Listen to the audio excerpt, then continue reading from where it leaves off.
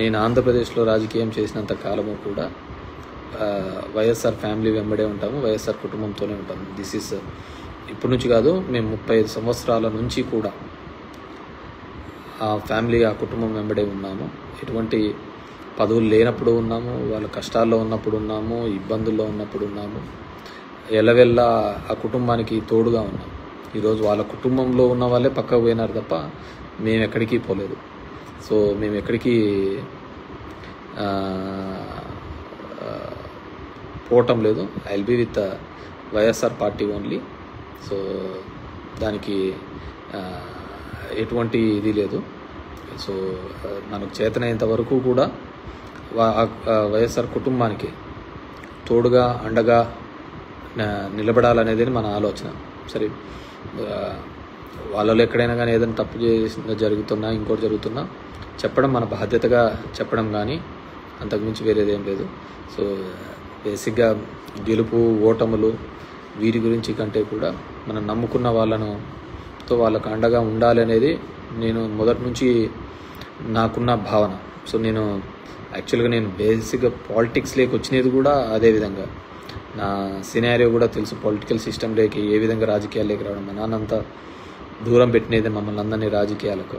కానీ ఎప్పుడైతే మా నాన్న ఆకస్మికంగా చనిపోవడం జరిగిందో, మా చిన్నాన్న అప్పుడు జైల్లో దూరంగా ఉన్నాడు. అలాంటి సందర్భంలోనే మా వర్గానికి, మా గుంపుకు ఎటువంటి హాని జరగకూడదు, ఉండకూడదు అనే ఉద్దేశంతోనే నేను తిమ్మంపల్లిలో కానీ అప్పుడు రాజకీయంగా కానీ అక్కడే ఉండాల్సిన పరిస్థితి. లేకుంటే నేనేమేదో మోజుపడో లేకుంటే ఇంకో దాని మీద పడో నేనేమి రాజకీయాల్లోకి వచ్చినది కాదు. ఆ రోజు మా వర్గం కోసము, మా వాళ్ళ కోసము, మా మనుషుల కోసం, మమ్మల్ని నమ్ముకున్న వాళ్ళ కోసము నేను రాజకీయాల్లోకి రావడం చెప్పింది. ఈరోజు కూడా అంతే. మేము వైఎస్ఆర్ కుటుంబాన్ని నమ్ముకున్నాం. సో మంచైనా చెడైనా వాళ్ళతోనే సేల్ అవుతుంటాం తప్ప ఇంకా వేరే ఆలోచన అంటూ ఏంది ఉండదు. బేసిక్గా ఇప్పుడు జరగాల్సిన ప్రక్షాళన అంతా కూడా ముందు మన సైడు జరగాలి. ప్రక్షాళన మన పార్టీ సైడు, మన పార్టీలో ఉన్న వాళ్ళ దగ్గర నుంచి ప్రక్షాళన.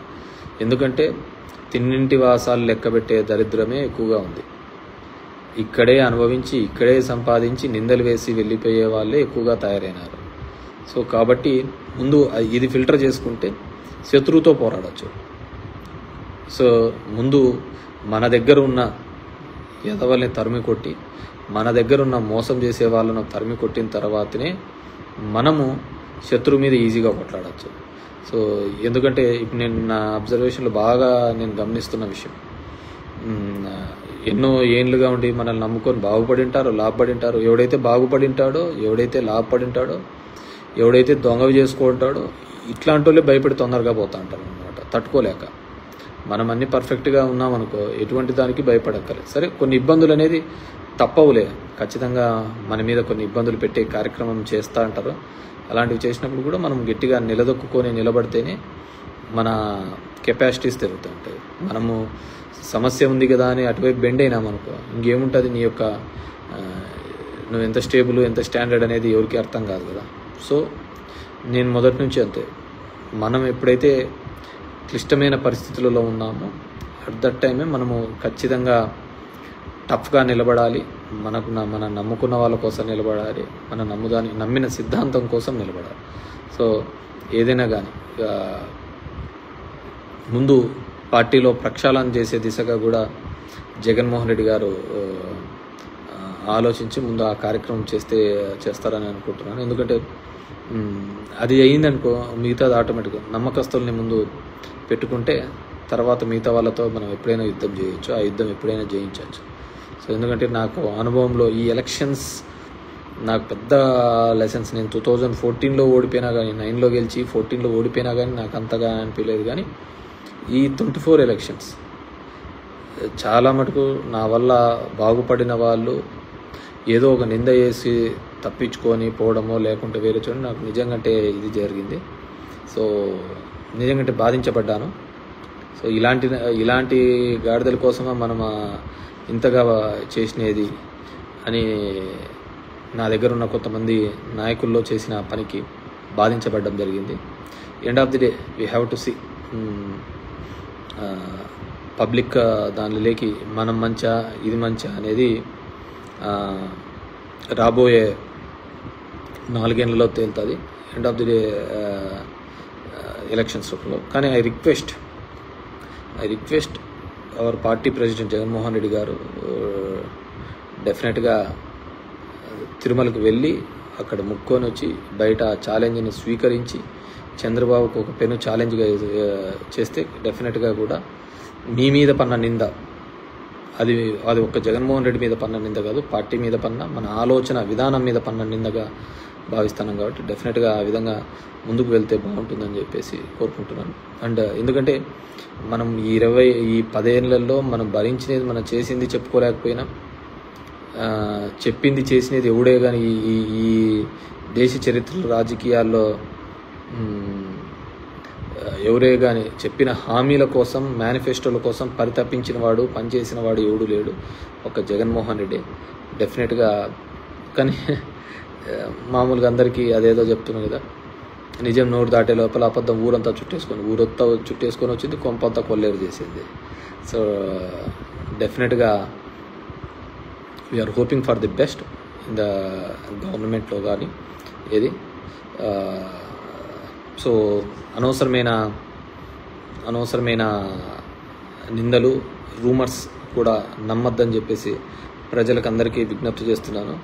అండ్ ఆఫీసర్స్ విషయంలో కూడా ఐ రిక్వెస్ట్, ఇప్పుడు కొంతమంది అత్యుత్సాహం చేసిన గుడ్ లుక్స్ కోసమో పోస్టింగ్స్ కోసమో డెఫినెట్గా అందరూ సఫర్ అవుతారు. ఇది ఉదయం ఏ విధంగా వస్తుందనో రాత్రి ఆ విధంగా వస్తుంది, రాత్రి ఉంటే మళ్ళీ పొద్దున్నే ఉదయం వస్తుంటుంది. ఈ స్టేట్లో నాకు అర్థమైనది ఏంటి అంటే ప్రజలకు సాటిస్ఫాక్షన్ లెవెల్స్ బాగా ఇదైపోయినాయి. కాబట్టి ప్రతి 5 సంవత్సరాలకు ఖచ్చితంగా గవర్నమెంట్స్ అనేది మారుతూనే ఉంటాయి, ఏదానికి తృప్తి పొందే పరిస్థితులలో లేరు. కాబట్టి అవన్నిటినీ కూడా రెక్టిఫై చేసుకునే పద్ధతిలో చూసుకుంటాం. ఏ విధంగా చెప్పిన హామీల మేరకు ఏ విధంగా ఆయన నిలబడతాడో, లేదు డబ్బులు లేవు అని చెప్పేసి ఏ విధంగా తప్పించుకుంటాడో. యాజ్ ఎ సెడ్,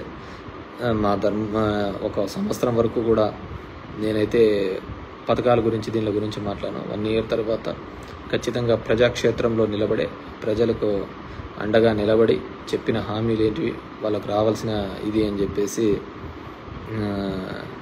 బాగుంటుంది. ఎవరు పాపం ఎస్విఎస్ రాము అంట, సింగర్ నగర్ పరిస్థితులు చాలా శవాల దిబ్బలాగా ఉన్నాయి, సెంట్రల్ విజయవాడ మీరు చూసి డిబేట్ పెడితే బాగుంటుంది అని అంటున్నారు. ఐ అండర్స్టాండ్, చాలా ఇబ్బందికరమైన మాట వాస్తవమే. ఎప్పుడూ లేనంత పద్ధతిలో బాగా విజయవాడ ప్రజలు ఇబ్బంది పడడం జరిగింది. డెఫినెట్గా గవర్నమెంట్ అక్కడ చేసేదానికంటే కూడా దీనిల కోసమే ఎక్కువగా తాపత్రపడే విధంగానే కనపడింది. So hope for the best. So అందరూ కూడా తొందరగా రికవర్ కావాలని, ప్రభుత్వం నుంచి అందించే సాయం పార్టీలకు అతీతంగా పేదవాళ్లకు అర్హత కలిగిన వారందరికీ కూడా చేరుతుందని చెప్పేసి ఆశిస్తున్నాను. Thank you very much. Good night everyone.